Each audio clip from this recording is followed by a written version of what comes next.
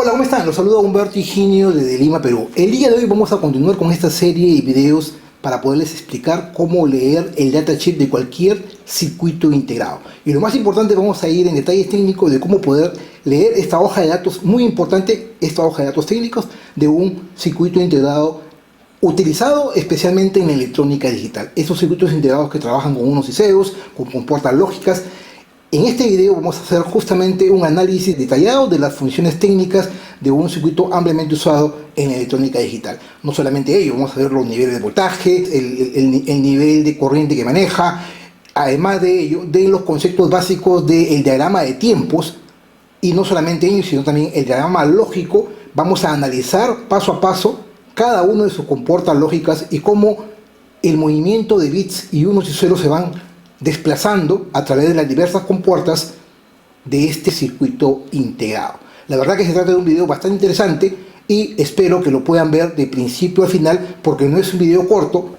Lo más importante aquí es poder entender los conceptos y continuar con la serie de videos enseñándoles ampliamente los fundamentos técnicos de la electrónica en general. Empecemos entonces. PCBWay es la empresa china más importante, fabricante de los mejores circuitos impresos. Hoy, con la amenaza del COVID-19, PCBWay está luchando en contra de esta amenaza mundial y a favor de sus clientes. Para ello, está enviando en los nuevos pedidos, a partir de los $5, un conjunto de mascarillas gratis. Date el gusto de fabricar tus mejores proyectos de electrónica aquí en PCBWay. Muy bien, nuevamente con ustedes vamos a empezar este interesante video. Vamos a hacer el análisis y el estudio de un datasheet de cualquier circuito integrado utilizado en la electrónica digital. Para ello, como hemos dicho en los antiguos y anteriores videos, vamos a abrir nuestro explorador, en este caso Google Chrome, y lo que vamos a ir es a identificar un componente, un circuito integrado altamente usado en mi canal y en muchos lugares cuando hacemos uso de electrónica digital. Me refiero a este contador divisor por 10, el CD4017. Vamos a usar como ejemplo este CD4017, pongo CD4017 y obviamente puedo buscar en cualquier página que me muestre el datasheet, pero vamos a ir a la que ya hemos usado, el All Datasheet, que es el estándar que yo siempre utilizo para mis proyectos de electrónica. En All Datasheet, como ya lo hemos visto, podemos encontrar muchas de los fabricantes al lado izquierdo y las versiones al lado derecho, y para este caso vamos a ir al fabricante Fairchild. Vamos a ir acá a CD4017 para poder hacer el análisis completo de este interesante circuito integrado de la electrónica digital. Es más, lo hemos usado mucho en mi canal de YouTube cuando hemos hablado del auto fantástico y de otros proyectos, como por ejemplo el circuito de luces LED en anillo. Ok, podemos ver acá las especificaciones que se muestran en formato HTML y en PDF. Si yo voy clic aquí al lado izquierdo, en la primera página, voy a poder describir, en este caso en el formato HTML, la información que les voy a mostrar en este video paso a paso. Pero como yo ya no se muestra bien la información, voy a descargar el PDF. Dicho de paso, ya lo tengo aquí en la parte inferior. Tengo el PDF ya descargado previamente para no hacer más largo este video. Pues bien, vamos a empezar con el análisis de este CD4017BC, que también tiene su primo hermano, el CD4022BC. Según las especificaciones técnicas, se trata de un contador divisor década con 10 salidas decodificadas para el CD4017, y para el CD4022 estamos hablando que se trata de un contador divisor por 8 con 8 salidas digitales o 8 salidas decodificadas. ¿Y qué significa el término contador divisor? El término contador divisor indica que este circuito integrado digital puede contar hasta una cierta cantidad de números.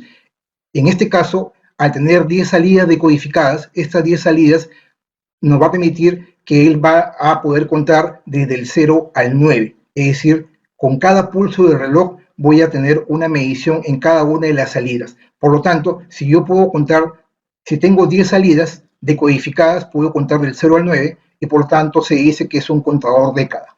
Y no solamente es un contador década, todo contador me va a permitir también realizar las funciones de divisor. Si yo tengo una frecuencia de 100 Hz a la entrada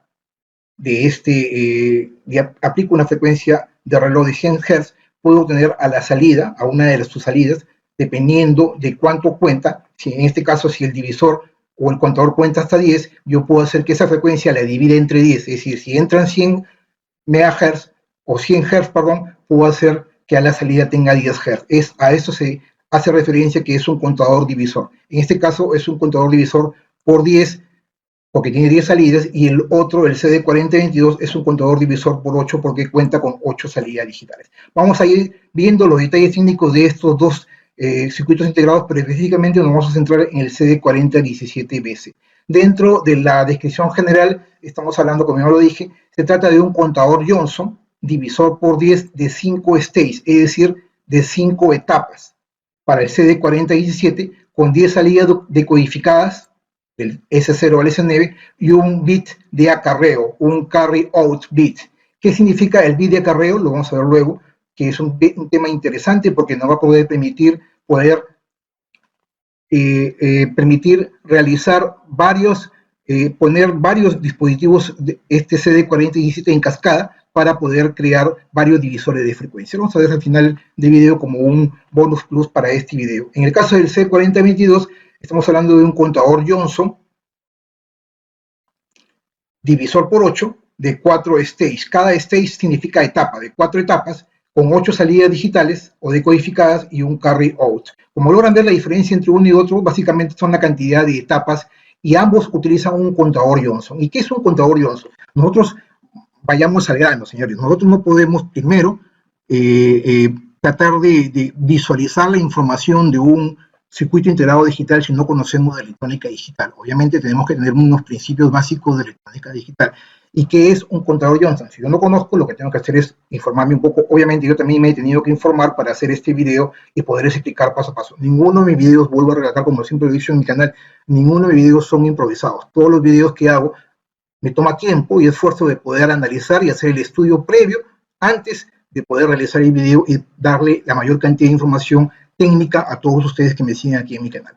Entonces, un contador Johnson es un contador, un sistema digital que está formado en este caso por 5 etapas. Cada etapa está formado por un flip-flop tipo D. Un flip-flop tipo D es aquel unidad básica de memoria que me va a permitir poder almacenar un bit de información con cada pulso de una señal de clock. Este flip-flop puede ser controlado por una señal de reset, puede ser controlado por diferentes tipos de señales, pero básicamente la señal de reset me va a permitir resetear la salida a un cero lógico cuando yo aplico un cierto nivel de voltaje. Entonces, la importancia de este análisis es que debemos conocer un poco de electrónica digital, voy a repetir, y saber cuándo una entrada es negativa, cuándo una entrada es positiva, cómo analizar, conocer de compuertas lógicas, que es lo que vamos a ver en este video, pero ahorita les estoy describiendo más o menos cómo es que funciona, o entender la funcionalidad, conocer exactamente la funcionalidad del dispositivo que vamos a analizar. Estamos hablando de un contador década, un contador Johnson, en este caso, divisor por década por 10 salidas decodificadas con un bit de acarreo para el caso del CD4017 y para el 4022 con 8 bits, con 8 salidas decodificadas y un bit de acarreo. Una información importante es esta que viene a continuación, que es esto de acá. Nos indica, estos contadores son limpiados a cero por una señal de un lógico en su línea de reset. En otras palabras, me está indicando que tiene una entrada de reset y que esa entrada de reset se pone las salidas a cero cuando yo aplico un 1 lógico. Ahí me está indicando la funcionalidad técnica. Por eso es muy importante la primera pantalla. La primera pantalla me dice, me resume la información técnica del dispositivo, en este caso de este contador divisor por 10. Entonces es muy importante el análisis y más aún es muy importante conocer el inglés. Si no conocemos el inglés, estamos hechos, señores. Si no conocemos el inglés es básico. Y si no conocemos, hay que traducirlo. Abrimos el traductor de Google y traducimos la información, porque aquí en esta parte es la parte más importante porque nos da las características funcionales técnicas de este circuito integrado. Entonces nos está indicando que este dispositivo tiene una línea de reset y que esa línea de reset se activa con 1 lógico. Si yo aplico un 1 lógico a la línea de reset, voy a mandar a cero todas las salidas del contador. Eso es lo que me está indicando. Asimismo me está indicando que esos contadores son activados por una señal de clock con un flanco de subida. Ojo con el detalle, con un positive edge, con un flanco de subida, con una señal de un flanco de subida cuando la señal de clock es habilitada y es en estado cero. Es decir, me está indicando que tiene una señal, tiene un pin de clock para habilitar el clock, y que cuando esta señal de clock, de señal para habilitar el clock, va a un estado lógico cero, lo estoy habilitando, de manera tal que cuando el tren de pulsos ingresa por el pin de clock, con cada flanco de subida, la señal de salida, del S0 al S9, de las salidas va a ir cambiando en una posición, en un bit, uno a la vez. Es decir, por cada flanco de subida, cuando yo aplico un cero lógico en el clock enable, por cada flanco de subida de la señal del reloj, se va a activar una salida a la vez por cada señal de clock habilitada. Eso es lo que me está indicando. Más abajo, otra información importante me está diciendo que la salida decodificada de 10 a 8 están normalmente en estados 0 y van a un estado 1 lógico solamente en un tiempo determinado. Es decir, por cada pulso de reloj van a ir cambiando. Cada señal decodificada permanece en su estado en 1 lógico para cada ciclo de reloj completo. Es decir, un ciclo de reloj completo vendría a ser esto de acá. Este es un ciclo de reloj completo. Cuando la señal parte de 0, va a 1 lógico, cae y llega hasta antes del inicio del siguiente ciclo. Este es un ciclo, a esto le conoce como un ciclo de reloj. Cuando por cada ciclo de reloj, una de las salidas se va a activar a un 1 lógico, es lo que me está indicando, ¿no? Por cada ciclo de reloj, una salida decodificada va a permanecer en 1 lógico por cada ciclo de reloj. Asimismo me está indicando que tiene una señal de carry out.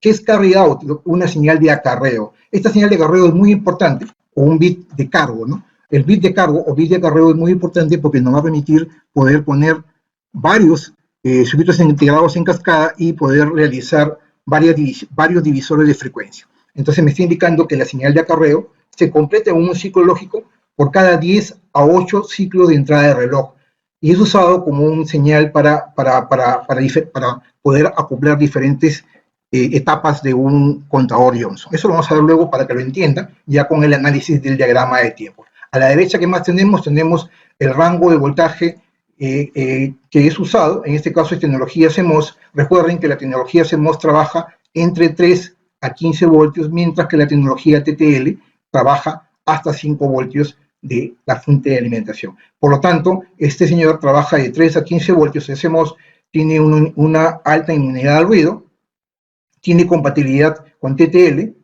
bajo estos términos, trabaja con una operación, una media velocidad de operación a una frecuencia de hasta 5 MHz típica. Esto es importante, la frecuencia de trabajo de hasta 5 MHz con un voltaje de 10 VDD.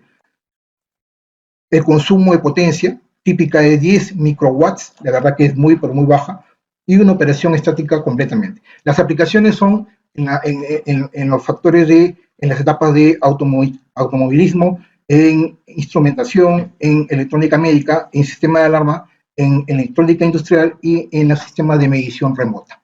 Ojo al detalle, este dispositivo se puede alimentar con voltajes desde 3 hasta 15 voltios. Dependiendo del voltaje que lo alimentemos, vamos a tener la salida que lo vamos a ver luego.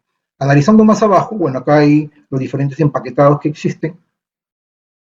Y aquí viene un tema interesante que es el diagrama de conexiones. Como les decía, dependiendo de si es un CD4017 o un CD4022, si bien es cierto, la cantidad de pines es la misma, pero hay ciertos pines en el CD4022 que no se utilizan, por lo tanto solamente está limitado en este caso, a 8 salidas, mientras que el CD4017 tiene prácticamente todos sus pines de operación activos y me va a permitir poder contar hasta 10 y no solamente ello, tener 10 salidas desde el S0 al S9. Vamos a identificar los pines. Primero, lo más importante, identificar la alimentación y los pines de alimentación. Ya sabemos que se alimenta desde 3 a 15 voltios y lo importante aquí es identificar cuáles son los pines de alimentación, es decir, a los cuales voy a conectar la fuente de poder desde 3 a 15 voltios. Vamos a ver el VDD, que vendría a ser El BCC, para nuestros casos comunes y silvestres, vendría a ser el pin más positivo de alimentación. Aquí conecto el positivo de la fuente de alimentación, y el BSS, que vendría a ser el punto más negativo, o tierra, o ground. 16 BDD, el más positivo de la batería, y el 8 BSS, el punto de tierra, ¿no? Ahora, como les decía, tiene 9 salidas digitales o decodificadas, en este caso desde el S0 al S9, y la salida decodificada vendría a ser estas que dicen acá entre comillas, ¿no? Por ejemplo, y las salidas, ojo con el detalle, las salidas no son consecutivas. Podemos ver las salidas desde acá, 0, 1.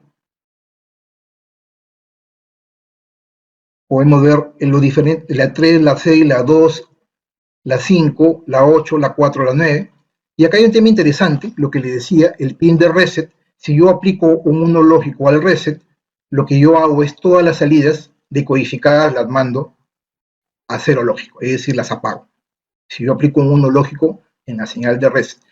El clock enable, de igual manera, en el clock enable, para que el clock se habilite, si yo aplico una señal, un tren de pulsos, como lo hemos visto acá, si yo aplico un tren de pulsos, como esta señal, un tren de pulsos en la señal de clock, ese tren de pulso yo puedo hacer de que esté activo o no activo con un clock enable. Si yo aplico un 1 lógico, voy a habilitar o deshabilitar la señal del clock. Eso lo vamos a ver luego. Y finalmente, la señal del carry out, que es la señal de acarreo, que también vamos a ver luego, que dependiendo de la cantidad de pulsos que se den con la señal del clock, voy a tener una señal activa, un ciclo completo de reloj, que me va a permitir después poder poner varios CD4017 en cascada. Como ven, estamos hablando de un empaquetado DIP con 16 pines. Para el caso del CD4022 es muy parecido, pero tiene solamente 8 salidas y el resto de pines, ahí tiene algunos pines que no están conectados y el resto de pines son idénticos, bueno, parecidos en la nomenclatura al CD4017. Vayamos a la parte más importante, que es el diagrama lógico. Otro punto importante de toda lectura de cualquier circuito integrado de electrónica digital es el diagrama lógico. Si no conocemos la parte de la electrónica digital, está de más que estemos en esta parte. Es muy importante conocer los principios de lo que es la electrónica con lógica positiva, la electrónica con lógica negativa, conocer también de las compuertas lógicas, la compuerta AND, la compuerta NAND, la compuerta OR, la NOR, la compuerta OR exclusiva o NOR exclusiva, qué es un buffer. Toda esa información lo voy a resumir en este video y vamos a hacer un pequeño review, porque ya hemos visto en algunos otros videos de electrónica digital aquí en mi canal algunos detalles técnicos. Pero ahora vamos a resumir rápidamente lo que hemos aprendido, haciendo un análisis completo de este, bueno, digamos casi completo, porque no voy a ir en detalles de todos los pines, solamente de 2 pines, de 2 salidas, y explicarles cómo es que funciona internamente este diagrama esquemático. Lo importante es conocer la lógica del diagrama. Si no conocemos la lógica del diagrama y conocemos su funcionamiento, prácticamente no podemos reparar un circuito digital electrónico que hace uso de este dispositivo, el CD4017. Y es más, no solamente ello, no vamos a poder realizar otros proyectos de electrónica después. Entonces, vayamos al grano, podemos identificar ahí en estos momentos, hemos dicho que es un contador Johnson. Acá podemos ver los flip-flop tipo D, cada uno de estos de aquí es un flip-flop tipo D, está formado por 5 etapas. Un contador, todo esto de acá se conoce como un contador Johnson. ¿Y por qué un contador Johnson? Porque tiene integrado 5 flip-flops en cadena. La salida de uno va a la entrada de otro para ciertas consideraciones. Al tratarse de un CD4017, tiene que cumplir ciertas funciones. Normalmente en un contador Johnson la salida de uno va a la entrada de otro, y la salida del último contador, en este caso, perdón, del último flip-flop, la salida negada, no la salida normal. Esto es lo que hace diferencia entre un contador Johnson y un contador de anillo, en que en un contador de anillo la salida normal va a la entrada del primer flip-flop, la salida no negada, mientras que en un contador Johnson la salida negada, en este caso Q negado, va a la entrada del primer flip-flop. Entonces, veamos haciendo el análisis para que puedan entender el funcionamiento. Esta es la parte más importante, diría yo, de todo el video. En el diagrama lógico podemos establecer el contador Johnson de 5 etapas, cada etapa formada por un flip-flop tipo D. Podemos ver en la parte superior compuertas AND con entradas negadas. Cada círculo que pueden ver como entrada, esta es una entrada y esta es una salida. Una compuerta AND es aquella compuerta que hace la lógica de I, es decir, que en la lógica se conoce como la multiplicación. Es decir, si yo tengo una entrada, una compuerta con dos entradas, la multiplicación lógica, yo tengo una salida. Si tengo un 0 y un 0, toda cantidad multiplicada por 0, la salida es 0. Si yo tengo un 1 y un 1, 1 por 1 es un 1. Si yo tengo un 1 o un 0, la salida me va a dar 0. Pero en este caso, eso es una compuerta AND.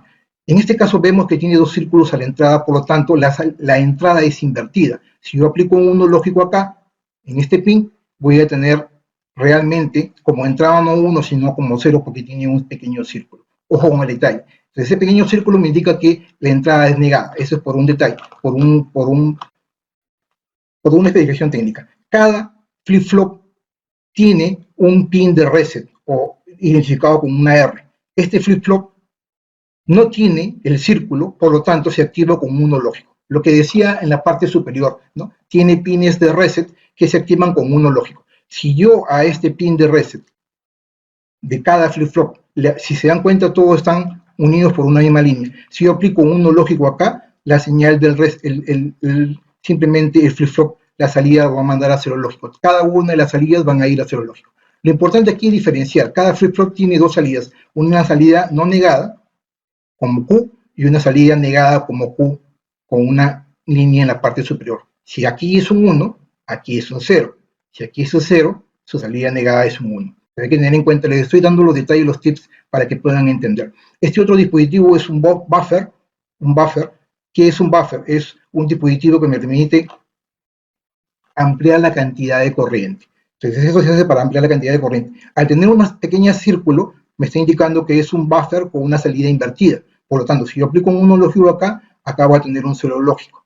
Pero al mismo tiempo, acá tengo otro buffer normal, pero tiene una entrada negada. Por lo tanto, si aquí aplico un 1, aquí tengo un 0, este 0 se aplica acá y acá tengo un 1. Es decir, si aquí aplico un 1, acá tengo otro 1. ¿Y por qué 2? Para ampliar la cantidad de corriente, porque estamos alimentando a 5 etapas de este contador Johnson. ¿Ok? Lo mismo acá. Y acá viene otra compuerta, la compuerta NOR, que es una compuerta I, pero negada, perdón, una compuerta O negada, en donde si este es un 1 y este es un 0, la salida es un 1.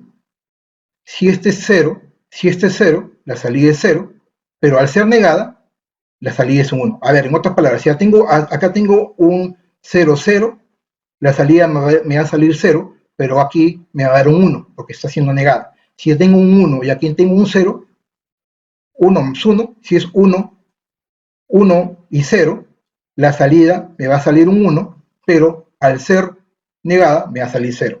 Si en ambos tengo 1, 1, voy a tener la salida de un 1, pero al ser negada me va a salir 0. Así funciona una compuerta NOR. ¿Ok?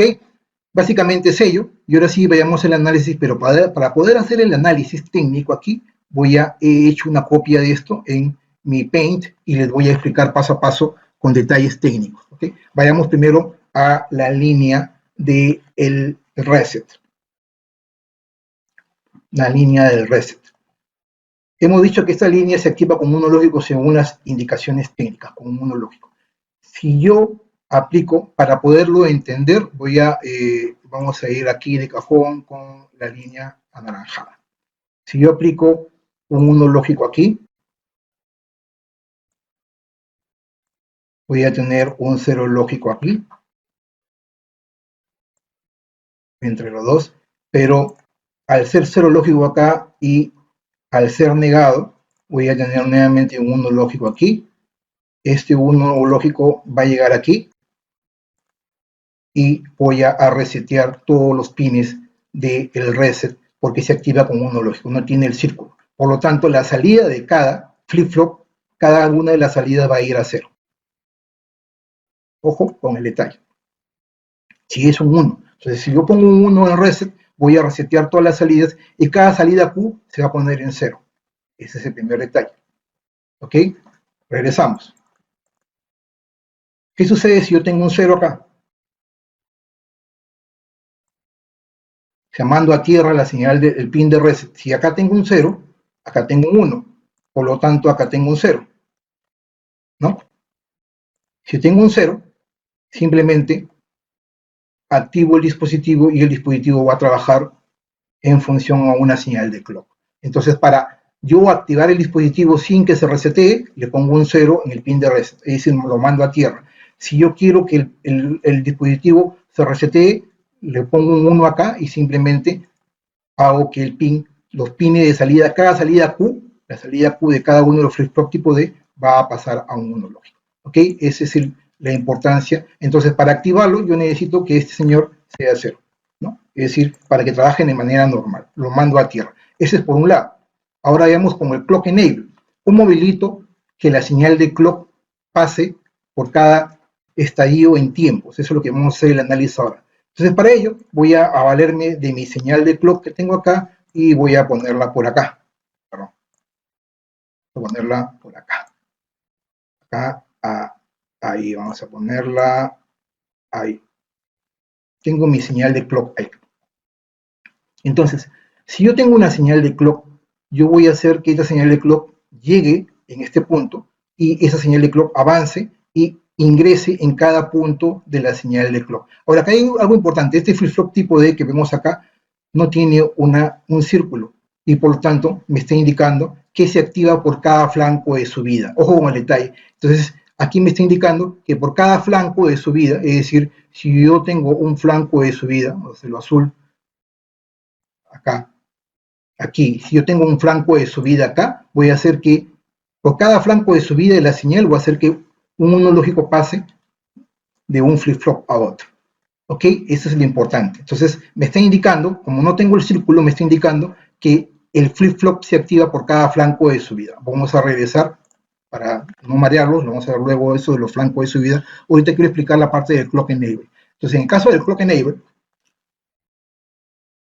¿qué sucede con el clock enable? Si yo tengo un 1 lógico acá, vamos a regresar con el análisis de igual manera. Si ya tengo aquí un 1 lógico, si yo aplico un 1 lógico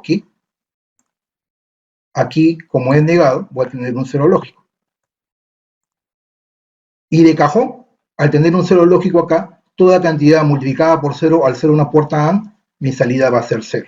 Por lo tanto, al ser 0, yo ya no tengo, en el primer flip-flop, yo ya no tengo cómo activarlo porque la señal está en bajo. Por lo tanto, no voy a tener un tren de pulsos. Entonces, si yo quiero deshabilitar el dispositivo y que no se active por la señal de clock que está entrando por el pin 14, yo en el pin 13 le pongo un 1. Es decir, lo habilito, el clock enable lo pongo en un 1. Si yo quiero habilitar el clock enable, lo pongo en un 0. Vayamos retrocediendo. ¿Qué sucede si yo le pongo un 0 acá?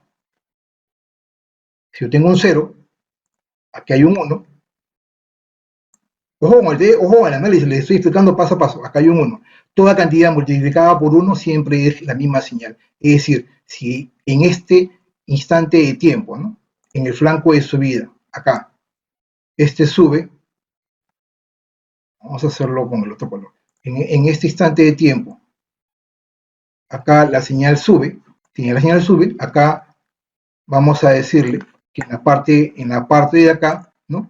En la parte de acá hay un 1 lógico. Si acá hay un 1 lógico, ¿no? Si acá hay un 1 lógico, durante todo el tiempo que está en alta la señal en 1 lógico, si acá hay un 1, ¿no? Acá hay un 1, luego acá hay un 0, y al ser negada, nuevamente hay un 1.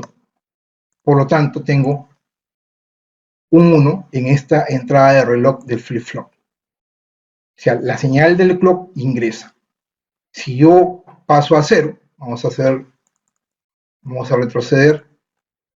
Si yo tengo la señal de reloj de caída en el flanco de bajada, en el siguiente flanco de bajada, aquí está cayendo. Entonces yo lo que hago es que este señor es 0, ¿no? Si aquí es 0, aquí es un 1, ¿no? En este punto. Pero como hay otro negado, hay un 0. Toda cantidad multiplicada por 0 es 0. Y por lo tanto, la señal de clock la tengo aquí porque ya estoy habilitando el clock enable. Esa es la función del clock enable. Vamos a retroceder para que lo tengan en cuenta cuando hablamos de esta forma. Con el 0, en otras palabras, para resetear, para que no se resetee, mando a tierra reset y el clock enable lo pongo a 0 para que la señal de clock pase a todos los flip-flop tipo D. El carry out es una señal importante que lo vamos a ver luego. Y ahora sí veamos el análisis paso a paso. Para poder hacer el análisis paso a paso, voy a regresar rápidamente a la hoja de datos, al PDF, y me voy a saltear esta parte porque en la parte inferior tiene el CD4022 y más abajo hay si nos vamos a dar cuenta, hay un diagrama de tiempo, ¿no? Un time diagram, un diagrama de tiempos que es muy importante a tener en cuenta. Este diagrama de tiempos nos va a indicar en un tiempo determinado cómo se va manejando la señal de reset, la señal de clock, cómo va activando y desactivando las salidas, y una señal de reset que va cayendo en función o subiendo dependiendo de cómo la controlemos, una señal de enable, y dependiendo de cómo manejemos estas señales, la señal de clock va a ir subiendo, la señal de cada salida va a ir manejando. Para poder entender esto, aquí estos son los tiempos, pero con los tiempos de caída, ¿no? Y los tiempos de bajada. Entonces, para poder entender esto, yo voy a preferir utilizar esta otra lámina para poderles explicar con mayor detalle de una manera más precisa. Entonces, básicamente, ¿cómo funciona el CD4017? Entonces, por cada flanco de subida de la señal de reloj, aquí, este flanco de subida, en el primer flanco de subida, lo que va a hacer es que la señal de salida, el S0 lo va a poner en un 1 lógico. De igual manera, la señal de carry out lo va a mandar a un 1 lógico en ese instante de tiempo. Es decir, esta señal de carry out la va a mandar a un 1 lógico en el primer flanco de subida, aquí, en el tiempo T1. Cuando esa señal de cada salida se va a mantener en uno lógico después de un ciclo de reloj.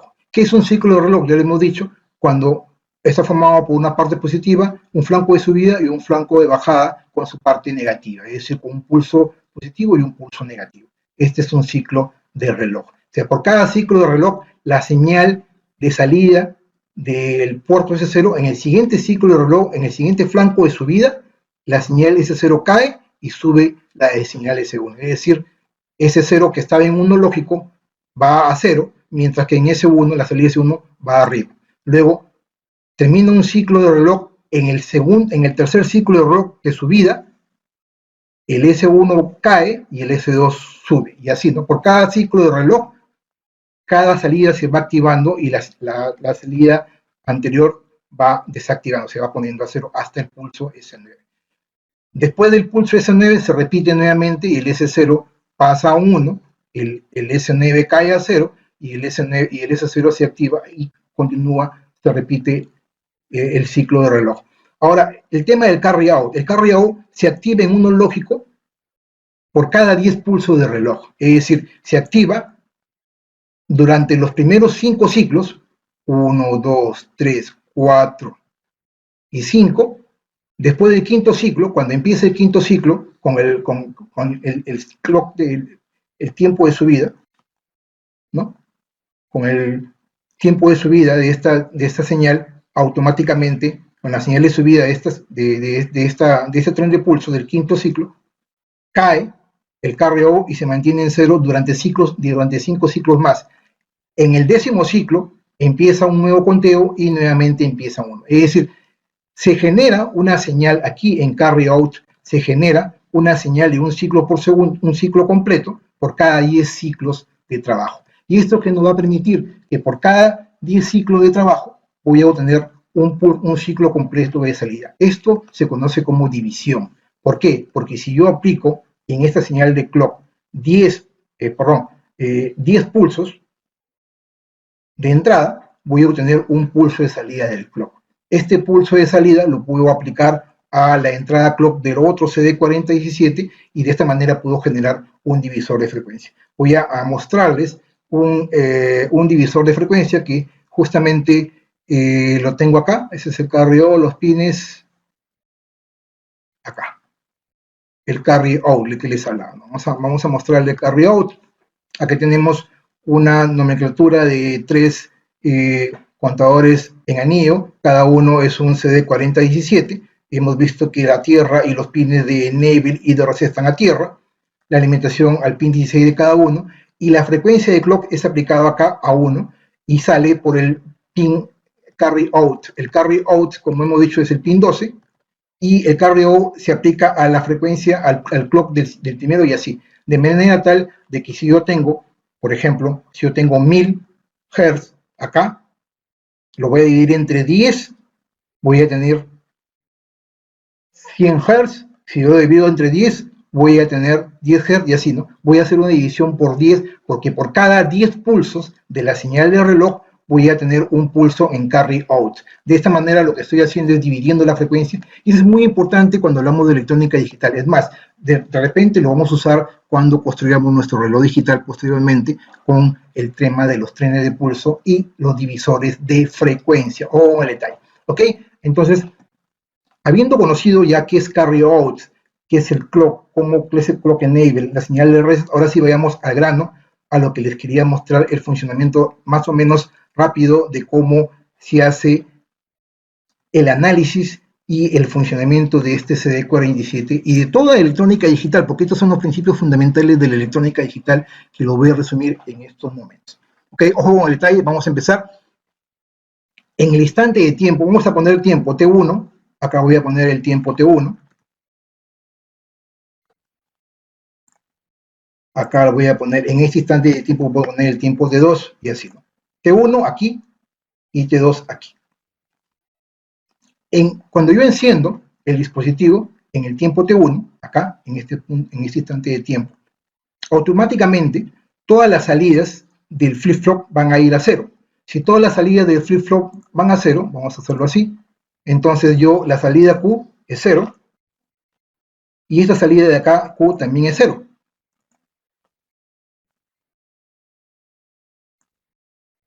¿No?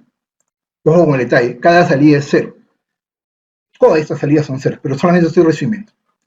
Entonces, si esta salida es 0, aquí también es un 0, ¿no? Y como es un inversor con una entrada negada, una entrada invertida, aquí la salida es un 1. Lo que les decía, en el inicio en el primer instante de tiempo, en el flanco de subida, el carro va a 1 lógico, lo que les hablaba, va a 1 lógico. Se mantiene en 1 lógico, eso no va a cambiar para nada. ¿Por qué? Porque mientras no cambie esta salida de este quinto flip-flop, en este tipo de, no pase a 1, este señor se va a mantener en 1. Hasta ahí estamos bien. Pero ¿qué sucede? ¿Qué sucede con esta otra salida, la salida negada, la Q negada? Si este es 0, este señor es un 1, ¿no? Si este es un 1, va a ir hasta acá y preestablece la entrada de primer flip-flop tipo D en un 1. Ojo, preestablecer no significa que lo va a establecer, es un estado previo, en el instante de tiempo, en el tiempo T1 acá. Ya le puse un 1 lógico, pero la salida sigue siendo 0. Esta salida va a pasar a un 1 lógico en el tiempo T2, acá, que lo vamos a ver luego. En este tiempo T1, la salida Q de este primer flip-flop está en 0. ¿Ok? Entonces, ¿qué más podemos sacar del tiempo T1? El T1. Este 0 va acá y es acá. Acá es 0.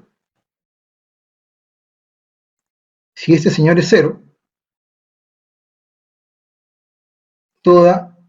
acá es 0 y como es negado, es un 1. En esta parte es un 1. Luego, esta salida Q está en 0, en este tiempo T1. Acá es 0.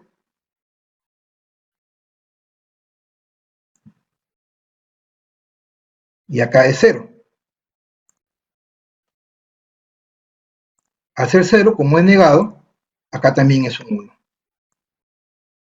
1 por 1, la salida S0 va a un 1 lógico. Se cumple lo que les decía, en el instante de tiempo, en el primer flanco de subida, en el T1, estamos diciendo que el carry out va a 1 lógico y la salida S0 va a 1 lógico, ¿no? Carry out 1 lógico y la salida S0 va a 1 lógico. De cajón está perfecto. ¿Y qué sucede? Este flanco cae, pasa a 0, ¿y qué sucede con el siguiente flanco de subida? Con el siguiente, ese es en el primer flanco de subida, vamos a diagramarlo acá, vamos a ponerle azul. En este flanco de subida ya lo hemos analizado ahorita. ¿Y qué sucede en el siguiente flanco de subida, en el T2? En el tiempo T2. Ojo con el detalle, en el tiempo T2, este ya estableció la primera entrada del primer free flow en 1, ¿no? Cuando sube el nivel de la señal en T2, el free flow lo que hace, yo tengo mi pin de entrada en 1, por lo tanto, con el siguiente flanco de subida, este de aquí lo cambia, lo pasa a un 1 lógico. Aquí. Entonces aquí, si regresamos, aquí es un 1 lógico.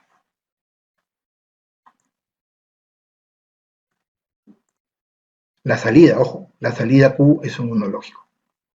Y este Q ya preestablece la entrada del siguiente flip-flop, el segundo flip-flop, ya lo preestablece para el siguiente tiempo, ¿no? Para el tiempo T3. Entonces este es un 1, y por lo tanto este señor, si este es un 1, este ya cambió, ya no es un 0, ya no es un 1, ahora este señor es un 0. En ese instante de tiempo, ojo, en ese instante de tiempo, este es un 0. ¿Ok? Entonces, ¿qué sucede con la siguiente información? Este 1 va hasta acá, por lo tanto, este ya no es 0, sino 1. Acá también, vamos a borrarlo.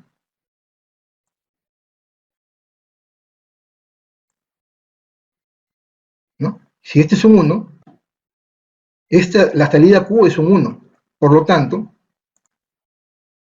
acá es un 1.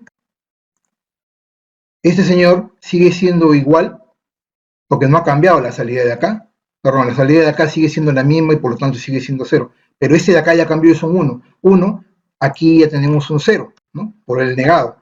Toda cantidad multiplicada por 0 me va a dar 0. Ya cambió la salida, la salida S0 ya no es un 1 sino 0 en el tiempo T2. Pero ¿a dónde se fue el bit siguiente, ¿no? ¿A dónde fue? Debería ir a la salida 1. Vayamos acá al análisis. Acá debería, este de acá, que era 0 originalmente, tiene que pasar a 1. Entonces, ¿qué pasa? Este es 0, esta línea de acá es 0, ¿no? Por lo tanto, aquí es 0. Aquí, a la hora que llega, como es negado, es un 1, ¿no? Es un 1, es un 1. Y por lo tanto, me queda el otro. Pero este señor, originalmente es 0, ¿no? Al inicio era 0, porque todavía, cuando encendimos, todas las salidas eran 0, ¿no? Todas las salidas eran 0. Ojo que este nivel alto, se ha preestablecido, pero no se ha establecido todavía. O sea, va a pasar, cuando llegue el pulso 3, recién este 1 de acá, va a pasar y va a cambiar a 1 lógico la salida. Entonces es 0, este señor pasa a un 1, y la salida de la salida S1 es un 1.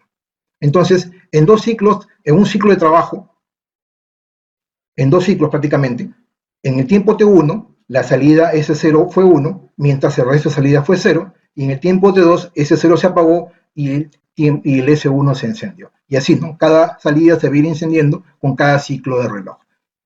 De esta manera, este es el análisis exacto y real de cómo funciona un CD4017 a este nivel, ¿no? Al nivel de los flancos del diagrama de tiempos. Ok, después de haber visto eso, ahora continuamos con el diagrama esquemático, perdón, con el datasheet, que es la parte interesante que yo les quería mostrar. Ya hemos visto la parte de los diagramas, tenemos los dos diagramas, en este caso lógicos, que lo hemos analizado ya, y siguiendo con las recomendaciones y las condiciones. Tenemos al lado izquierdo los máximos rangos absolutos, que es lo máximo que puede soportar, que yo no lo tendría en cuenta. Aquí básicamente tendría en cuenta la disipación de potencia, dependiendo si es dual inline o small outlet, y la potencia de disipación, o mejor dicho, la temperatura de trabajo, en este caso 270 grados, cuando se está soldando cada pin por un máximo de 10 segundos. Algo importante aquí a la derecha es las condiciones de operación recomendadas, lo que se recomienda realmente. Entonces necesitamos una fuente de alimentación desde 3 voltios hasta 15 voltios. Ojo al detalle,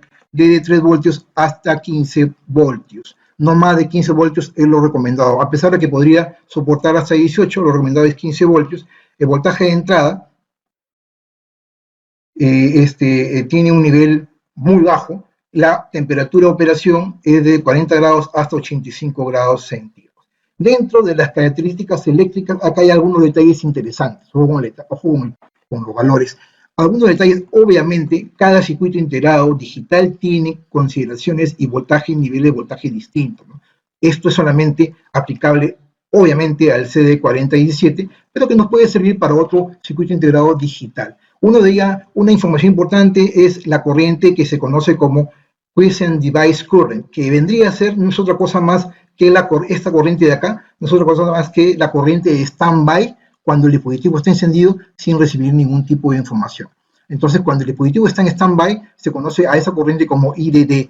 Dependiendo del voltaje, de 5 voltios, 10 voltios, 15 voltios, tenemos los valores aquí a la derecha. Entonces, para un voltaje de 5 voltios, por ejemplo, tenemos una corriente máxima, dependiendo de la temperatura, de hasta 0.5 microamperios. Como ven, es un valor muy, pero muy bajo en standby. Luego tenemos los voltajes de salida a un nivel bajo, es decir, cuando existe un voltaje en la salida de cada pin, pero a un nivel bajo. Dependiendo de los voltajes de entrada, va a ser el voltaje de salida, obviamente. Para el caso de los 5 voltios, el voltaje de salida a un nivel bajo es 0.05, tanto para 5, 10 o 15 voltios. El voltaje de salida a un nivel alto, dependiendo también de la alimentación. Si yo tengo 5 voltios, voy a tener un voltaje de salida de 4.95 como típico, pero máximo, el típico es 5 voltios. Si es 10, o sea, básicamente el voltaje de salida va a ser tal cual como el voltaje de alimentación, ¿ok? El voltaje de entrada bajo, también estos son niveles interesantes a tener en cuenta, el voltaje de entrada a nivel bajo y el voltaje de entrada a nivel alto. Se considera un voltaje de nivel bajo cuando está por debajo de 1.5 voltios, ¿no? Para 5 voltios, para 3 voltios o para 4 voltios, dependiendo del voltaje de alimentación. Y para un voltaje de entrada en nivel alto, se considera alto a partir de 3.5 para 5 voltios, de 7 voltios para 10 y de 11 voltios para 15 voltios. Estos son algunos valores de corriente que la verdad que no tienen mucho al caso. Acá hay algo importante que estaba analizando y que nos va a importar y que hay que tener en cuenta, que es la frecuencia máxima del reloj. Es decir, la frecuencia máxima que se debe entregar, en este caso aquí, esta frecuencia máxima que debemos entregar aquí en el reloj cuando trabajamos. En este caso, si trabajamos con 5 voltios, la frecuencia máxima puede ser de 2 MHz, a 10 voltios máxima puede ser 5, y a 15 voltios su frecuencia máxima es 6 MHz. Es un valor importante tener en cuenta la frecuencia máxima del reloj. Otro valor importante es el mínimo ancho del pulso del clock. Este ancho del pulso del clock, el mínimo ancho del pulso del clock, que tiene que ver obviamente con el ciclo de trabajo o el ciclo del clock, dependiendo de los voltajes, hay un tiempo en nanosegundos. O sea, hay un tiempo del ancho del pulso en bajo y hay un tiempo del ancho del pulso en alto. ¿Sí? En alto es el TWH y el TWL es en bajo. Este ancho del pulso se mide en nanosegundos, que es un tiempo. Dependiendo de los voltajes, acá tienen los tiempos, eso también hay que tener en cuenta. Estos tres valores de aquí, que los estoy sombreando, son solamente para los diseñadores que entran en detalles técnicos pero muy exactos, porque necesitamos conocer las frecuencias de trabajo máxima y el ancho del pulso y otra información más que les voy a decir en este momento. Entonces, el ancho de pulso, dependiendo del ancho de pulso del clock, acá tenemos la información. Y finalmente tenemos el clock rise and fall time. ¿Qué significa clock rise and fall time? El tiempo de, de subida del clock y el tiempo de bajada. Rise es elevarse o subirse, fall significa caerse o caer, ¿no? Entonces, el tiempo de subida del clock, de la señal del clock, va a estar medida en microsegundos y se define como TRCL o TFCL. ¿Y qué significa esto? Vayamos pues, vamos a regresar, perdón, al...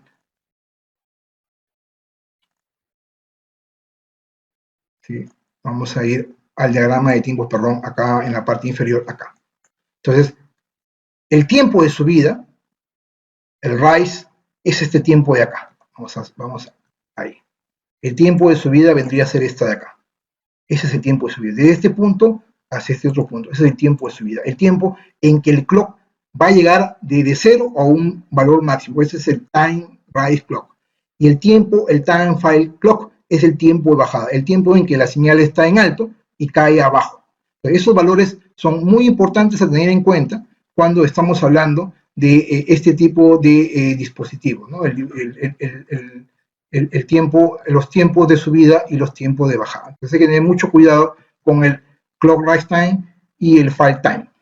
Está determinado en microsegundos. Vuelvo a repetir, esta información es para diseñadores y el resto es información que no viene al caso. Luego viene el diagrama de tiempo que ya lo hemos analizado, tanto para el 4017 como para el 4022, y finalmente las dimensiones físicas que determinan pues la distancia entre pines, el tamaño, el empaquetado, el pin que identifica el número 1, el ángulo en que están puestos los pines, en fin, una serie de información mecánicas y técnicas, básicamente de las dimensiones, incluso de los desmontajes de superficie de este interesante dispositivo. Pues bien, hasta aquí esta parte, ahora sí vayamos a la parte más importante y final, que es los key points. Los key points analizados y en función a este circuito integrado de electrónica digital. Esto se basa en lo que hemos hablado en este video, y no solamente esto, sino también nos va a permitir poder ponerlo en práctica en cualquier dispositivo de electrónica digital. El primer key point que yo identifico es el identificar el voltaje de alimentación y sus pines asociados. Y hemos visto que puede ser tecnología CMOS o TTL, o un híbrido como en este caso, o un CMOS pero que tiene compatibilidad con TTL. Por lo tanto, necesitamos identificar el voltaje de alimentación, en este caso es de 3 a 15 voltios, recomendado, y sus pines pueden ser BCC, BDD para el más positivo, GND o BSS para el pin negativo. Hablamos de BDD y BSS porque estamos hablando de los transistores MOSFET de simetría complementaria, los complementary metal oxide semiconductor FET, ¿no? Ellos hacen uso de estos términos BDD y BSS porque son los voltajes de alimentación con los cuales ellos trabajan.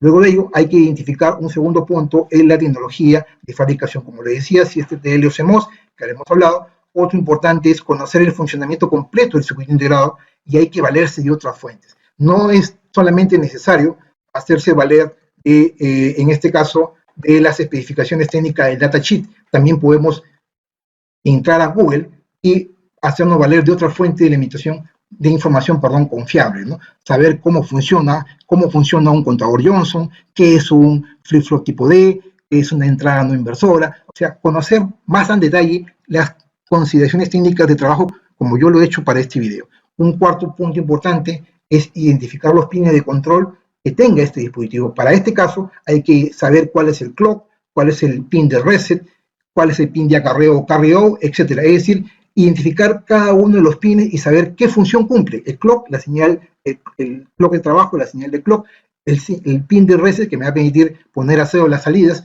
y el acarreo que voy a tener una señal, un tren de pulsos completo, una señal de clock completa por cada 10 o por cada 8 dependiendo del circuito integrado a su salida. Otro punto importante es identificar si la señal de clock se activa las salidas con flanco de subida y bajada, lo que les hablaba. Es muy importante conocer cómo se activa la salida, si son con flancos de subida o con flancos de bajada.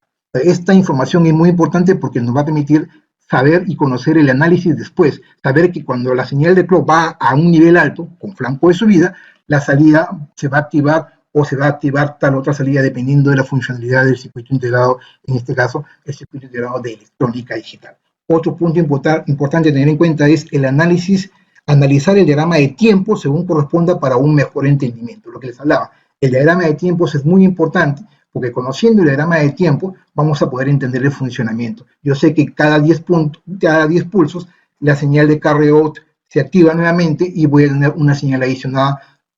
O yo también puedo saber de que por cada flanco de subida una señal de salida se activa mientras el resto se apaga. Eso es importante a tener en cuenta el diagrama de tiempo. Otra información importante es conocer la frecuencia máxima del clock. ¿Cuánto es la máxima frecuencia del clock para el tema del análisis? Otra información importante a tener en cuenta es el conocer el mínimo ancho del pulso del clock, lo que les hablaba, ¿no? En nanosegundos. ¿Qué tan ancho es el pulso de subida o de bajada? En ese caso, el tiempo, máximo el tiempo en nanosegundos en la que la señal esté en alto y la señal esté en bajo. Es obviamente lo que va a determinar también la frecuencia.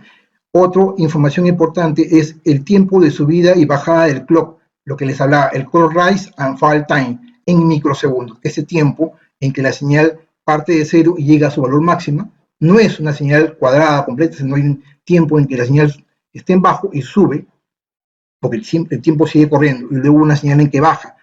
El tiempo de bajada no es realmente, porque es una señal que está acá y luego comienza a bajar hasta acá. Ese tiempo de bajada. Esa información es importante para los diseñadores si es que obviamente quieres hacer uso del diseño electrónico cuando hablamos de la electrónica digital. Pues bien, hasta aquí este video. Mi nombre es Humberto Higinio. Para mí es una enorme satisfacción aquí en cuarentena hacer estos videos y para mí es muy importante poder compartir con todos ustedes esta información que me parece muy relevante porque les estoy dando los key points, es un resumen técnico de lo que tienen que tener en cuenta cuando hablamos del análisis del datasheet de cualquier circuito integrado que lo usamos en electrónica digital. Pues bien, si este video te gustó, no te olvides darle like, así mismo te invito a que me puedas seguir en las redes sociales, Twitter, Facebook, más Pinterest, Instagram, obviamente aquí en mi canal de YouTube. Si no eres suscriptor de mi canal, te invito por favor a que te suscribas. Y lo más importante, no solamente suscribirte, sino validar que la campanita esté activa para que te lleguen las notificaciones por correo cada vez que yo suba un nuevo video. Si ya eres suscriptor de mi canal, por favor valida también que la campanita esté activa para las notificaciones. Muchas gracias por la atención y disfruten de este video porque sé que hay muy pocos videos como este en la web en donde te expliquen paso a paso el funcionamiento de un circuito electrónico utilizado obviamente en los sistemas digitales. Gracias por la atención y los espero como siempre la siguiente semana con más videos y proyectos, no solamente de electrónica, sino también de robótica, sistemas informáticos y lo que más me apasiona, que es la domótica integrada con el IoT. Gracias, permiso.